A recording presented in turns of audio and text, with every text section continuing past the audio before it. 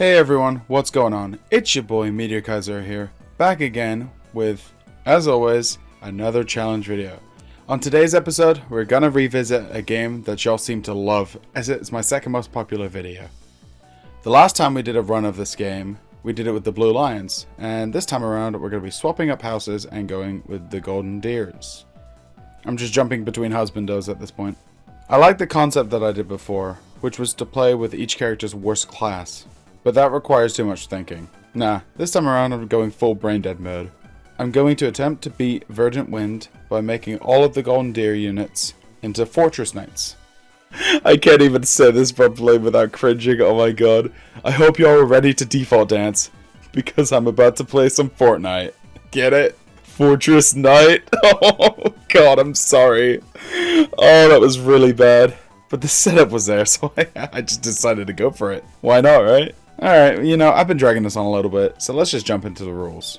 But before that, as always, if you haven't done so already, be sure to subscribe to the channel and hit the bell if you want to be notified when I upload, as infrequent as it is. Also, check out the description with links to my Twitter and Discord. Thanks as always, and I hope you enjoy the run. So now we can jump into the rules. I swear I literally have a script in front of me and my brain decides to go off script for some reason. I'm just going to focus on what I wrote. Trust myself. Alright, a little anecdote there. First off is the obvious. So I can only use up to Fortress Knights. That means I have to change everyone's focus towards eventually reaching Fortress Knights. Each unit will start off by immediately changing their goal focus in lectures to axe and armor skills. I will promote from the basic noble or commoner class to fighter, armor knight, and then eventually to fortress knight. There will be no tier 3 or master class units, aka that means great knights or any other units are off the table for this run. I will allow the use of other weapons before reaching the fighter class, just to make early game not as stressful. I really only use this in a couple of situations relating to mainly Marianne's healing, Lassethia's magic, and Ignat's bow. So that means this run is not axe only. Also, only Golden Deer characters are able to be used in combat, besides from when they are forced deployed, like in a few Paralogs. What I mean by that specifically is there are some chapters like the Paralogue with Seteth and Flayn that I must have those units in my party. I don't want to use them, but I also want to get the experience for the Paralogue, so I just basically keep them to the corner of the map, don't let them attack, anything like that. Adjutants are free game though, as it just gives myself a little bit of helping hand in sticky situations. No recruiting other students either, but that's par for the course. Also, battalions are free use, so any unit can use any battalion, which will help to compensate for weaknesses like a lack of healing, etc. So besides that, everything else is fair game, including free battles, divine pulse usage, and anything exploration wise. It really does seem like more rules than normal, but I wanted to clear up some things before we dive into the prologue. The rules are more complicated than the gameplay itself, trust me. With the rules done, I make my Byleth a female, what a shocker, and select hard as my difficulty. I go straight into the prologue. Now, of course I name myself Meteor, but I'm going to address Byleth as Byleth in this run, just so you guys know. Also, one other thing to mention is this will be part 1 of 2. First part I'm doing is the pre-time skip, and then the second one I'll be jumping into the post-time skip. I just thought, unlike my last video, because this is scripted and I've gone a little bit more into detail in the chapters, that it makes sense to split it up into 2 parts. So as per usual in my Fire Emblem videos, I won't be touching the story at all. I'll just be focusing on each main chapter while dabbling into the Paralogs and other parts of the games if I deem them necessary. If I went through a Fire Emblem game story, this video would be 3 hours long, and I'm already splitting it into 2 anyway, so I don't think anyone wants that. Alright, I've rambled on long enough, so let's give this a go, shall we? The Prologue chapter, An Inevitable Encounter, is kinda unimportant here. I use all of the units given because at this point we technically don't have a house, so I can use Dimitri and Edelgard as well. Kind of a mini loophole. Of course, I want to make sure that I'm focusing on using Claude and Byleth more than anything because they're the ones that are going to keep that experience. The boss for this chapter, Kostas, is very easy, just hit him till he dies. Simple prologue chapter boss kind of deal. After taking down the boss, I join up with Geralt, who is our father, and start working at the Garrick Mock Monastery. And this is probably one of the few times you'll hear me say the monastery's full name, because fuck, it's long. Next, I go ahead and pick the house I want to teach as a professor, which of course is going to be the Golden Deer house. After exploring the monastery and getting the general rundown on how this game works regarding monthly duties and everything else retaining to that, we are shoved into Chapter 1, 3 Houses. What a great name. For this chapter, you could pick up to 5 units, so that means I'll have to leave 4 behind. I don't take Leonie, Raphael, Lorenz, or Ignace because I'm biased towards best girls, Marianne, Lysithea, and Hilda. Definitely not biased at all. No, me? Never. Couldn't be. Anyways, in this chapter, we fight against the other houses, and since this is the first time I'm using these units, I have to go with their default weapons for now. I start by clearing out the left side of the map, which is Edelgard's class plus Manuela. I lose Hilda in the skirmish, but since this is just a mock battle, deaths are not permanent. Next, I encroach on Dimitri's position, albeit slowly, because I'm a little bit scared of Hanuman. My fears were for naught, and I make it through Chapter 1 pretty easily. Next up is Chapter 2, Familiar Scenery. In preparation for this chapter, I was able to get Claude up to level 5 and promote him to a fighter. My goal for the next month is to do the same with the rest of my units. Hopefully. That's a little bit ambitious. The worst thing with Byleth here is it's harder to get her axe and armor ranks higher due to the lack of instructions she goes through. My only options for increasing her rank are through lessons or experience. Those lessons being the individual one-on-one that you have with the people of the monastery, and it takes up a time slot on your exploration days. The TLDR here is Byleth is the hardest unit I have to promote. Before jumping into the chapter, I do some inventory management. I give everyone an iron axe and a vulnerary. A positive I have in this run is I don't really have to spend any money on any other weapons. All I have to focus on is just axes.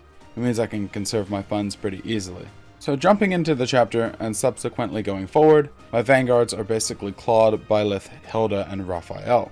Lorenz and Leonie are in the middle, and everyone else is quite frail, so they play the role of picking off enemies in the backline. I use what I mentioned at the beginning with Marianne, because I use her in this chapter to heal quite a lot due to the limited amount of healing options I have available right now. It'll become easier once my units become tankier, that's for sure. I spend the chapter trying to milk experience from the enemies until I eventually reach the boss Kostas yet again, take him out, and move on to the next month. So going forward, my essential formula for how I play each month is to start off with an exploration to replenish my weapons, battalions, and do other exploration stuff. The second and third week are normally practice battles, so I can grind a bit. And of course, week 4 is the mission for the month. It's not set in stone, but that's generally how I'm going to be playing each month for this run. Now going into Chapter 3, Mutiny in the Mist. Everyone is a fighter except for Ignace, Lorenz, and Marianne. Chapter 3 isn't hard by any means, just annoying. Fog of War is on this map, so it is recommended to take this chapter slow and steady, with the usual culprits rocking the front. Leonardo is a relatively scary boss as he is the first tier 2 unit we run into, besides Catherine, but she's an ally so that really doesn't count. This is my first major use of gambits, as they are extremely helpful with taking down Leonardo, especially with the help of hand axes, because it was easier to get off multiple attacks from range now. And with Leonardo only having one range, my hand axes kind of are able to go free. With Leonardo down, that's it for Chapter 3. By the time I make my way into Chapter 4, the Goddess's Rite of Rebirth, all of my units are fighters. Claude is even an armor knight at this point, so my team's looking pretty nice. Out of any units that I level up too much in this run, Claude is definitely up there, because Claude is miles ahead of everyone else. He's just so strong all around. I mean, it makes sense because he's the house head. Chapter 4 is the beginning of a little bit of scariness because it's when magic using enemies start appearing in decent amounts. This of course terrifies me, because the natural enemy of armor knights are mages, due to their low resistance stats on our armor knights. Thankfully, some of my units like Marianne and Lysithea have higher base resistance because they are naturally evolved into mages themselves. Also, if you have a high enough HP, everything else just doesn't matter. After all, better player, bigger numbers. Of course the problem with that is that my limited healing means, but I can't be strong everywhere. Besides from watching out for the mages, Chapter 4 is a breeze. I split up my units, sending Claude, Hilda, and Lorenz to the left, and everyone else to the right. The Death Knight shows up in the middle of the map in this chapter, but I don't need a Dark Seal, so I kinda just ignore him. I thought I'd need help defeating the boss, the Mysterious Mage, but Byleth ends up just straight up one-shotting him with her Gambit, and I clear out Chapter 4. I get the Sword of the Creator, but I end up benching it because it's a sword and I kinda can't use swords. My other issue is that unlike the first challenge run we did this game, which you guys were so kind to tell me that I forgot about Ash's Lock Touch. Thanks guys, appreciate it. I don't really have anyone to open any chests for me this time around, so I have a few keys and I can buy more keys if I need to, but for the most part I really don't need anything from the chests. Because I'm just after axes, I don't give a shit about anything else. Regardless, I do grab the spirit dust that's on the left side of the map this chapter. Moving on to the next month, I start getting quests during free battle periods, but the rewards are minimal, so I focus on the double money encounters that give me the highest level enemies so that I can level up faster. Fire Emblem Three Houses has like a level cap of 99, so there's no way I'm going to realistically reach that level cap, so the only thing that really will cap in my runs are stats. So gaining as many levels as possible will help me out in the long run during the time skip portion. I'm feeling pretty confident going into Chapter 5, Tower of Black Winds, due to my units being above recommended level. The only two units of mine that aren't Armor Knights at this point are just Marianne and Byleth, signifying what I said earlier about her lack of skill training. She's got good stats to make up for it though, so most of you would know this already, but for those of you who don't, each class has a mastery level that, when maxed out, gives out certain skills to the unit. In the case of the fighter, it gives the combat ability Shove, which is great for repositioning units by shoving them one tile. It also gives Strength +2, which is pretty self-explanatory, +2 Strength. The Armor Knight skill mastery is Armored Blow, which grants +6 defense if the unit initiates combat. It rewards Armor Knights for proactive gameplay, so I can kind of run through the game with my monkey brain. Basically, it would be stupid not to get and use these masteries. Due to my sheer overpowering of the enemies, this chapter is also a breeze. I learned from my last run that I kind of just let Gilbert do whatever he wants to, because even if he dies, it's not that big of a deal. At least he did help out with the enemy reinforcements in the back. There is one thing that I do avoid in this chapter though. There is an enemy with an accuracy ring in the latter half of the map, sort of hiding beyond the stairs. He is insanely difficult to attack, and I tried with Hilda just to see if I could do any damage, but he annihilates me, forcing me to have to Divine Pulse. So I just go through the chapter ignoring him, and he ignores me, so it's kind of win-win here. Micklin is an easy boss to surround and overwhelm with his lack of 2 range. Hilda, Raphael, and Claude take him down, and out comes the true boss, and the first interaction of the Black Beast, or just Beast in general, an enemy that will be showing up quite frequently from now on. Beasts are able to do AoE damage, and have between 2 to 3 HP bars, and they are weak to gambits. They have armor, but once that is stripped through repeated attacks, it opens up the beast to stronger attacks and crits. Long story short, to deal with a beast, surround it with your bulkiest units and hit it till it dies. Chapter 6, Rumors of a Reaper, is a weird chapter for the fact that it can actually be first access from the exploration phase, but will be autoplayed at the end of the month regardless of what you do. So this offers some variety whether it comes to first going straight for the mission or milk out the chapter as long as you want. But of course I keep up with my theme of milking out the month as long as I can to gain as much experience as humanly possible before rescuing Flame. The other thing I haven't brought up is I recruited Anna out of habit for Best Girl, but I've only been using her as an adjutant for Byleth, so not that big of a deal. I use her as a unit at all. After all, I did specify combat only for members of the Golden Deer, nothing about adjutants though, so loopholes. So in this chapter, Claude is unplayable, which is unfortunate, but at least Marianne is now an Armor Knight, so unfortunately Byleth still isn't. What a shocker. So Byleth is the only one still sitting at a fighter. Wah, wah, wah. So there are 2 routes in this chapter. The right path is more of a single area of teleports with treasure chests, which I completely ignore, and this will actually come to bite me in the ass at the end of the chapter. Because of that, I basically funnel all of my units into the left side with enemies of this chapter. So that basically means I funnel all of my units to the left side, and the enemies of this chapter are not that scary, so I feel comfortable rotating my lead units around constantly. Byleth and Lorenz are used in order to take out most of the mages, and Ignace and Leonie do a great job tanking. So the Death Knight is back, and you can either rout all other enemies or deal with him. I wanted to rout, but forgot about the enemies on the right, so I literally had no choice but to attack the Death Knight. That's where the biting in the ass came into concern here. But thankfully, I wasn't that worried, as I still had all of my Divine Pulses left, so it gave me a lot of room to experiment. Thankfully though, I don't even have to worry about that, because Lorenz just straight up scores a lucky crit and destroys the Death Knight, and I'm able to beat the chapter and rescue Flame. And I do end up adding her to the team, and she'll be useful as an adjutant later for healing purposes. But obviously I will not be using her directly. We have now reached Chapter 7, Field of the Eagle and Lion. By this point I have finally gotten Byleth to an Armor Knight, and my team is extremely close to hitting level 20. This chapter is a 3-way fight between houses, and my strategy for this chapter has never changed regardless of the run. I rush down the center while dealing with half both Edelgard's and Dimitri's units. The rest I let each house destroy each other and clear up the remaining units that don't move, being each house leader and a few other stragglers. The biggest threat here is Petra on the right side of the map because she has an armor slayer. I deal with her at the very end by baiting her out with Claude and using a gambit to finish her off. Besides, Petra is a simple and easy chapter, and the best part about it, it is a mock battle, so permadeath is off for this chapter, though that doesn't really matter for me as I don't have to reset it all.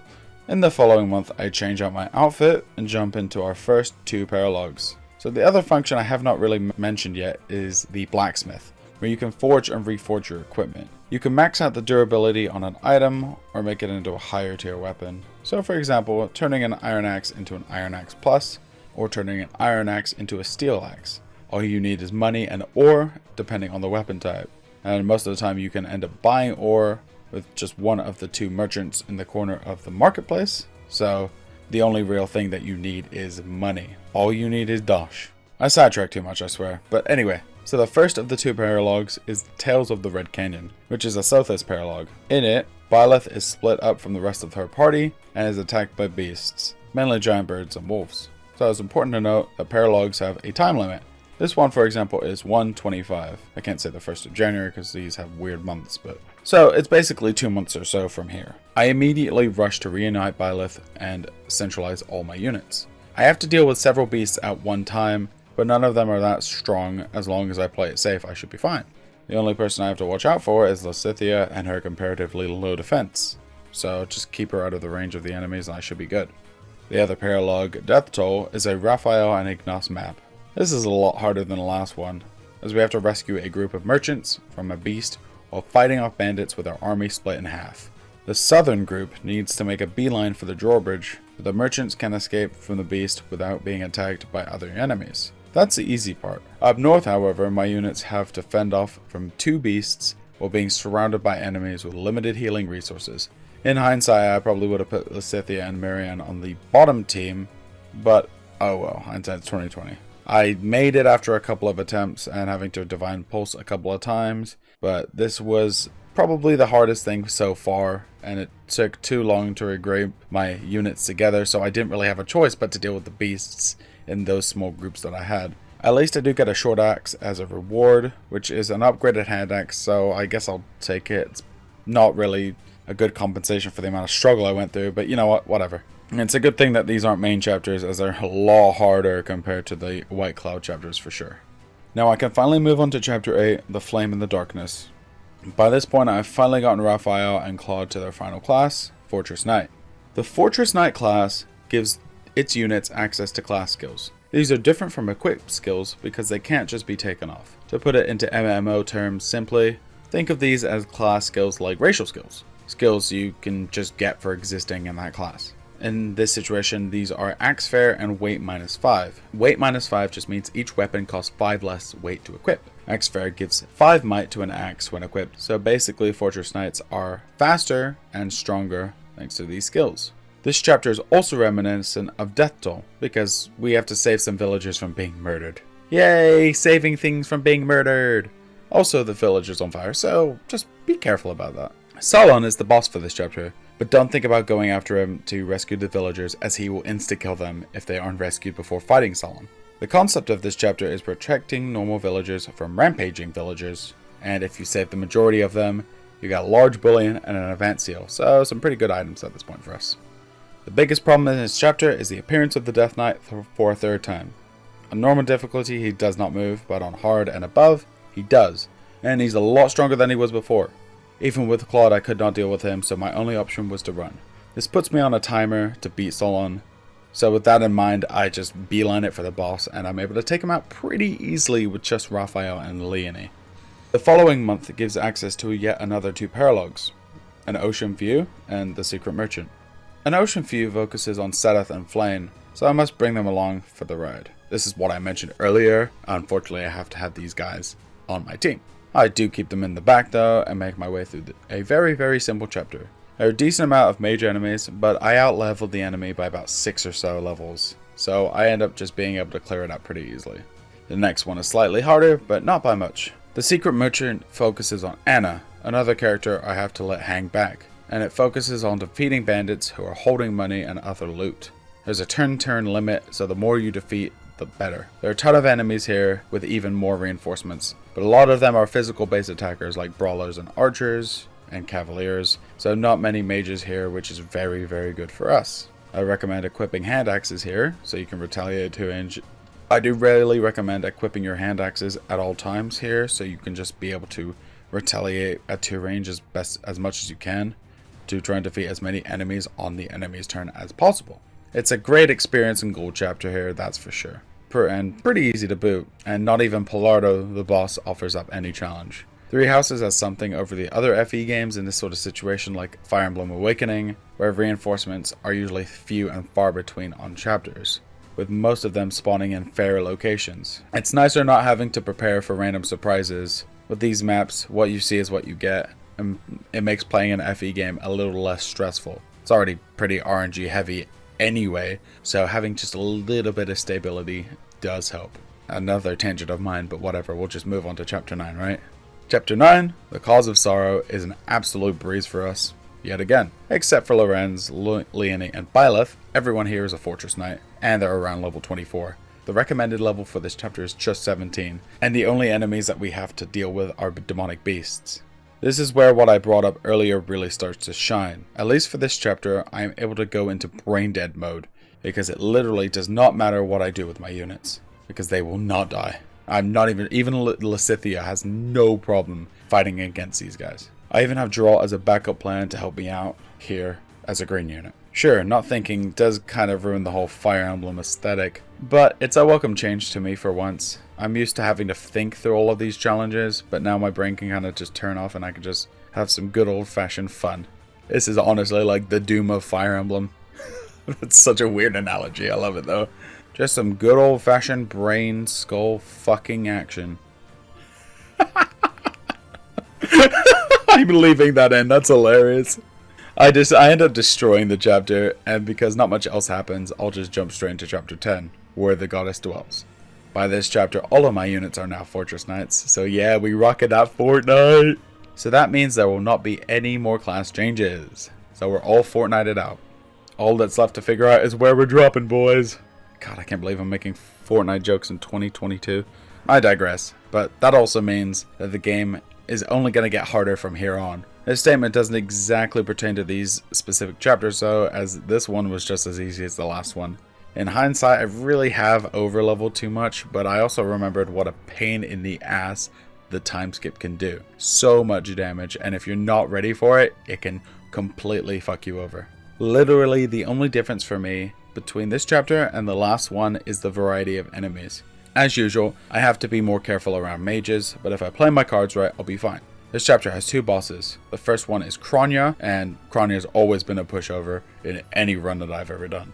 Solon is the second boss, and he's a lot harder and scarier to deal with.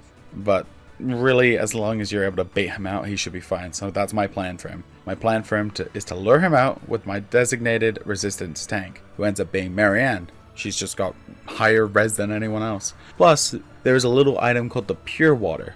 Pure Water, what it does, it increases our unit's resistance by 7, and then it decreases by 1 each turn. So it's very useful if you are scared of these mages, and I'd recommend having at least a couple on convoy, just in case anything happens.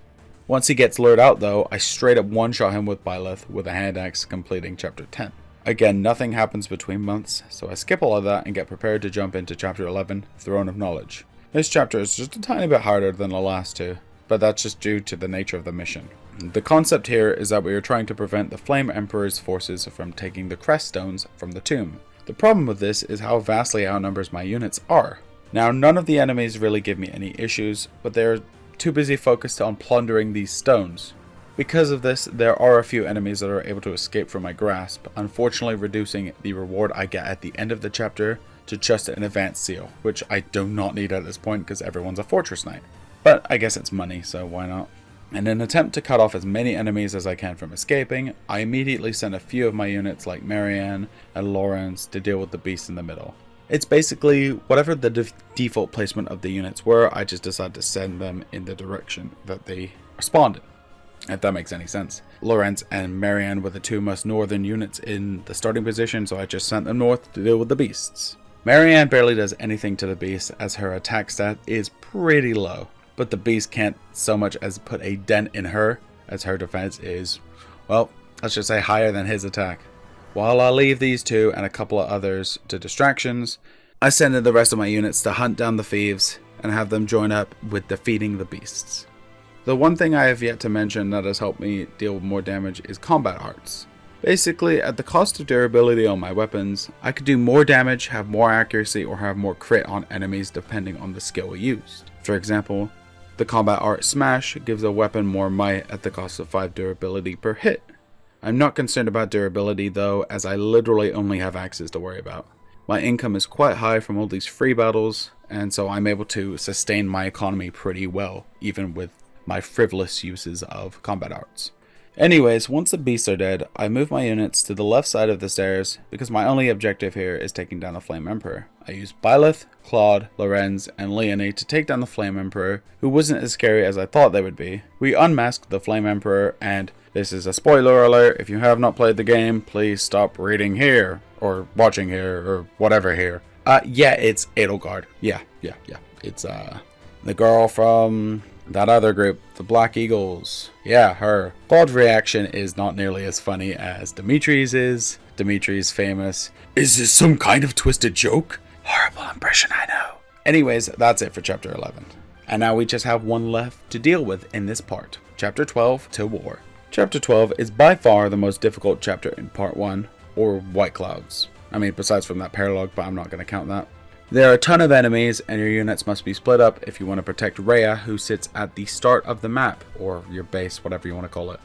I go with how my units are split up by default, like I have been doing on End of the Read chapter, because Brain doesn't want to split things up otherwise, and it ends up being pretty decent for me. So my right flank is exposed, but my center has hard hitter units like Claude, Hilda, Byleth, and Raphael in it.